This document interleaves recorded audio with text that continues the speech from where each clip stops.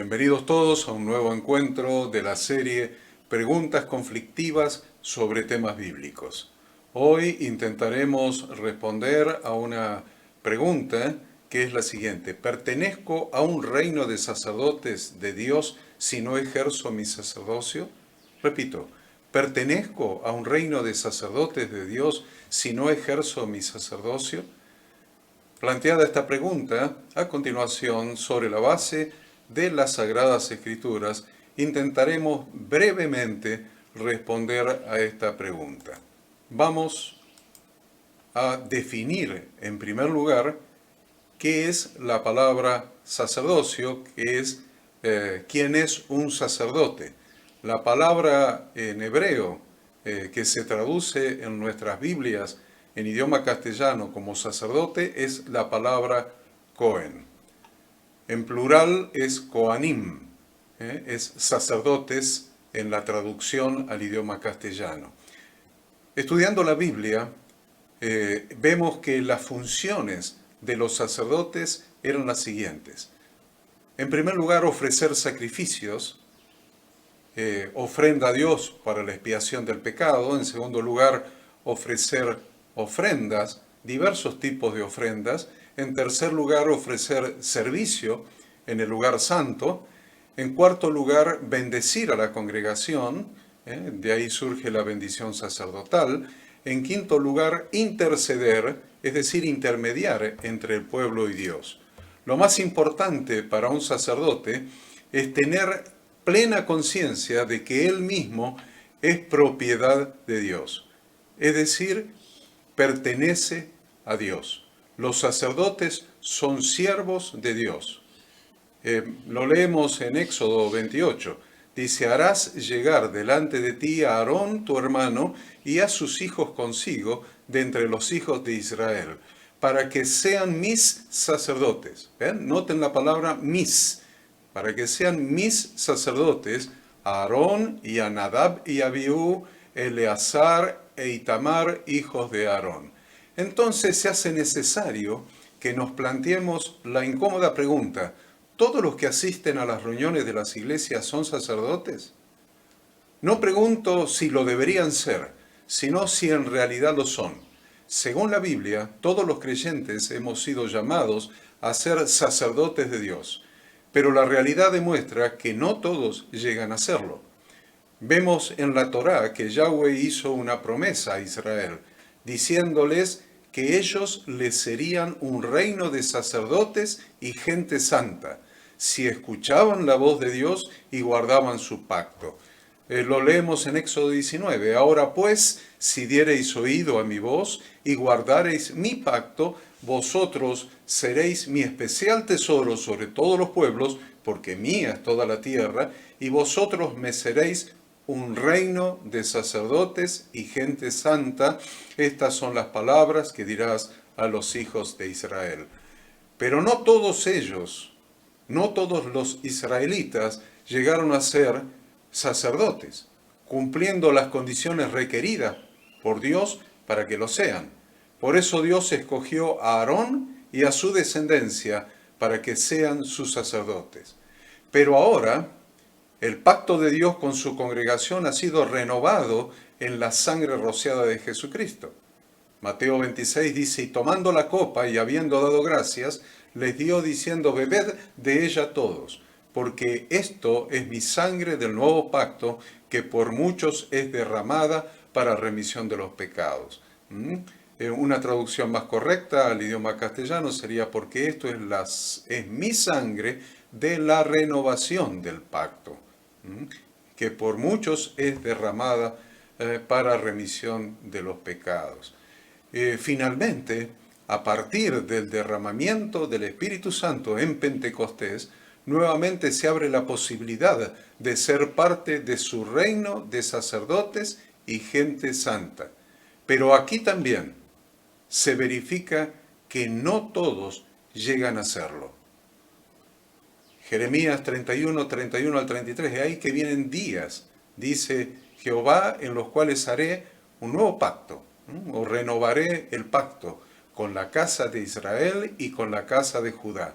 No como el pacto que hice con sus padres el día que tomé su mano para sacarlos de la tierra de Egipto, porque ellos invalidaron mi pacto, aunque fui yo un marido para ellos, dice Jehová. Pero este es el pacto que haré con la casa de Israel después de aquellos días, dice Jehová. Daré mi ley en su mente y la escribiré en su corazón, y yo seré a ellos por Dios, y ellos me serán por pueblo. Entonces, es muy importante que entendamos este proceso de la renovación del pacto de bodas de Dios con su congregación. Ese pacto de bodas que hizo al pie del monte Sinaí, cuando dijo, ustedes van a ser para mí un especial tesoro, y van a ser un reino de sacerdotes y gente santa, y yo seré su Dios, y ustedes van a ser mi pueblo. Pero el pueblo, la congregación de Israel, invalidó el pacto siendo infiel al esposo, porque en realidad se trataba de un pacto de bodas de Dios con su congregación. Entonces envía el Padre a su Hijo, a su imagen visible, para que renueve ese pacto, pero esta vez no escribiendo los mandamientos de Dios, las instrucciones de Dios, como en el primer pacto en 2 tablas de piedra, sino ahora escritas en 2 elementos diferentes. Según Jeremías 31:33, en nuestra mente y en nuestro corazón. Y eso vino a ser posible a partir de Hechos capítulo 2, con el derramamiento del Espíritu Santo de Dios en cada uno de los creyentes. Y es aquí donde se nos hace necesarios. Si el pacto es que seamos un reino de sacerdotes y gente santa, debemos definir cómo hacemos para ejercer nuestro sacerdocio. Porque según las Escrituras, las funciones son las que determinan la denominación, el nombre. Si alguien ejerce el pastorado, es pastor. Si alguien ejerce el sacerdocio, es sacerdote. No es sacerdote aquel que no ejerce el sacerdocio. Entonces debemos definir los 3 ámbitos del ejercicio de nuestro sacerdocio. En primer lugar, hacia la propia familia. En segundo lugar, hacia la familia de Dios. Y en tercer lugar, hacia el mundo. Vamos a hablar brevemente de cada uno de estos ámbitos. En primer lugar, hacia la propia familia. Cada hombre de Dios en la Torá fue el sacerdote de su propia casa. Esto es, fue el responsable de su propia familia ante Dios. De modo que aún al borde de su propia muerte, cada uno de ellos bendijo a cada uno de sus hijos en el nombre de Dios, y Dios mismo respetó y cumplió esa bendición sacerdotal. En todas las iglesias de los santos, el hombre continúa siendo el sacerdote de su propio hogar. Tiene una responsabilidad sacerdotal sobre su esposa y sobre sus hijos. En particular, en relación con su esposa, las Escrituras son claras al establecer que ellos son quienes deben enseñar las cosas sagradas a sus esposas, ya que ellas les están sujetas, dependiendo del ejercicio del sacerdocio de su propio esposo como cabeza de la familia. Si ustedes miran 1 Corintios 14, lo dice claramente, como en todas las iglesias de los santos, vuestras mujeres callen en las congregaciones, porque no les es permitido hablar, sino que estén sujetas, como también la ley lo dice.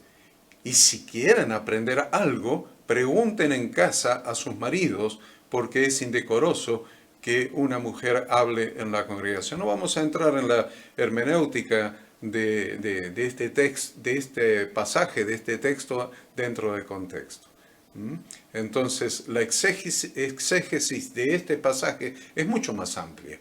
No obstante, lo que queda claro, perfectamente aclarado, es que el varón como sacerdote de su esposa tiene la responsabilidad de enseñarle las Sagradas Escrituras. El modelo sacerdotal del marido es muy sólido en la enseñanza bíblica. Ningún hombre ni ninguna mujer pueden torcer algo establecido con tanta claridad en las Escrituras.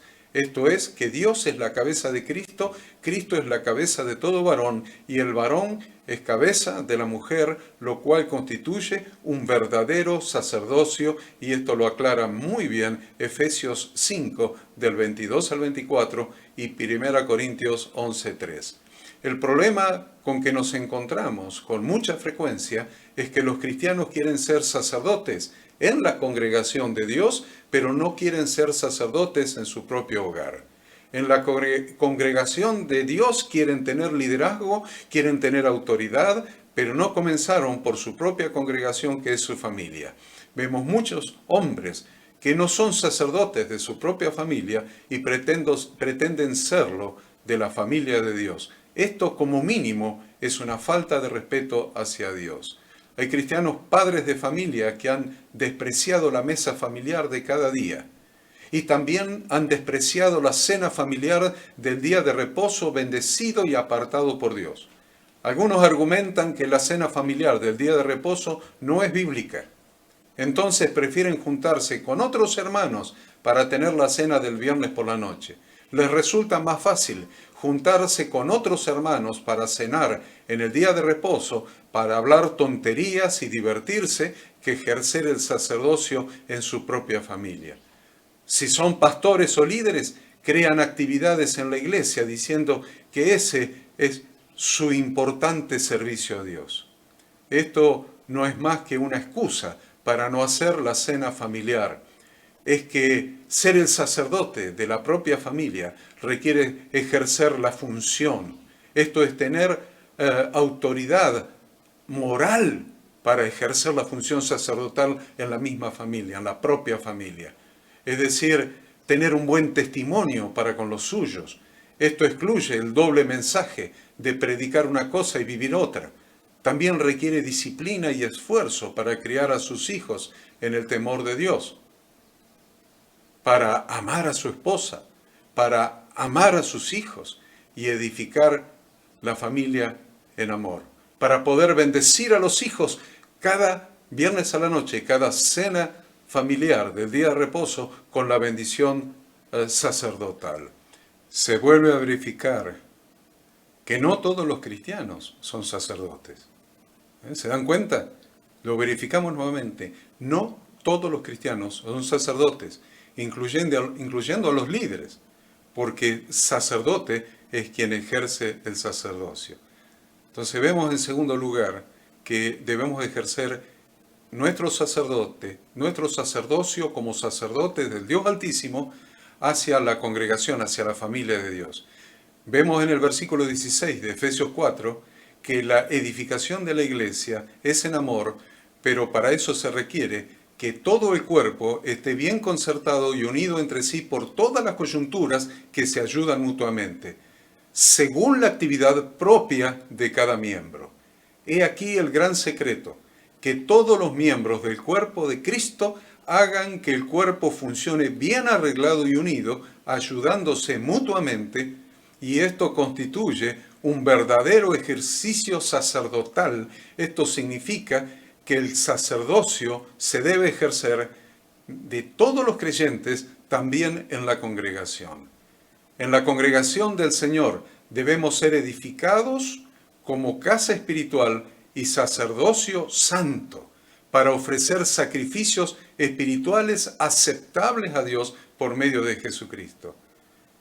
Leemos en la Escritura: acercándoos a Él, piedra viva, desechada ciertamente por los hombres, mas para Dios escogida y preciosa.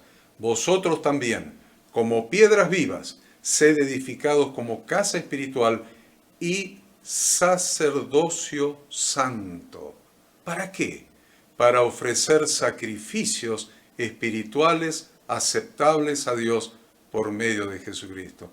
Está hablando congregacionalmente, ser edificados como casa espiritual y sacerdocio santo, con un propósito, no para tener el rótulo, no para tener el título, sino para ofrecer sacrificios congregacionalmente, sacrificios espirituales aceptables a Dios por medio de Jesucristo. Esto significa que cada sacerdote, dentro de la congregación de Dios, dentro de la familia de la fe, debe ejercer sus dones para la mutua edificación del cuerpo. Leemos así también vosotros, pues que anheláis dones espirituales, procurad abundar en ellos para edificación de la iglesia. Eso lo leemos en 1 Corintios 14, 12. El ejercicio del sacerdocio en la reunión congregacional siempre es para la edificación del cuerpo de Cristo. Siempre. Ahí en 1 Corintios 14 leemos en el versículo 26. ¿Qué hay, pues, hermanos? Cuando os reunís, cada uno de vosotros tiene salmo, tiene doctrina, tiene lengua, tiene revelación, tiene interpretación. Hágase todo para edificación. ¿Qué hay, hermanos? Cuando os reunís, cada uno tiene algo para el ejercicio de sus dones espirituales, algo que les ha dado el Espíritu Santo de Dios para la edificación de la iglesia. El principio básico en que se sustenta esta función es la preocupación de los unos por los otros y la preocupación en general por la iglesia. Dice 1 Corintios 12:25, los miembros todos se preocupen los unos por los otros. También hay un ejercicio del sacerdocio, dijimos, hacia el mundo. Nuestra tarea sacerdotal hacia el mundo consiste en anunciar el evangelio que predicó nuestro Señor Jesucristo. 1 Pedro 2:9 y 10 lo aclara. Mas vosotros sois linaje escogido, real sacerdocio, nación santa, pueblo adquirido por Dios, para que anunciéis las virtudes de aquel que os llamó de las tinieblas a su luz admirable. Vosotros que en otro tiempo no erais pueblo, pero que ahora sois pueblo de Dios, que en otro tiempo no habíais alcanzado misericordia, pero ahora habéis alcanzado misericordia. Luego nuestro sacerdocio hacia los inconversos se completa en formar a Cristo en ellos, transformándolos así en sus discípulos. Como dice Gálatas 4:19, hijitos míos, por quienes vuelvo a sufrir dolores de parto hasta que Cristo sea formado en vosotros. Entonces concluimos que una persona que no ejerce la función no puede llamarse con el nombre que identifica a quien ejerce esa función. No es un albañil quien no trabaja de albañil. No es un sacerdote quien no ejerce la función sacerdotal. No es el nombre, la denominación, el título de la persona el que define su función, sino que el ejercicio de su función es lo que define el título. Entonces, respondiendo a la pregunta, dijimos preguntas conflictivas sobre temas bíblicos. Bueno, la pregunta que nos hemos hecho hoy es, ¿pertenezco a un reino de sacerdotes de Dios si no ejerzo mi sacerdocio? Y hemos tratado de dar la respuesta. En algunos casos hemos dado las citas bíblicas sin leer los textos. Busquen los textos y vean cómo se ejerce el sacerdocio de Dios como sacerdotes de Dios, el sacerdocio como sacerdotes de Dios en cada uno de los 3 ámbitos que hemos definido para el ejercicio de nuestro sacerdocio, nuestra propia familia, la congregación o familia de Dios y hacia el mundo, de modo que podamos realmente comenzar a ser un reino de sacerdotes y gente santa. Los saludo en el nombre del Señor con la paz y la bendición de Dios y nos encontraremos en el próximo encuentro, la próxima reunión donde trataremos de responder otra pregunta de esta serie que hemos titulado Preguntas conflictivas sobre temas bíblicos.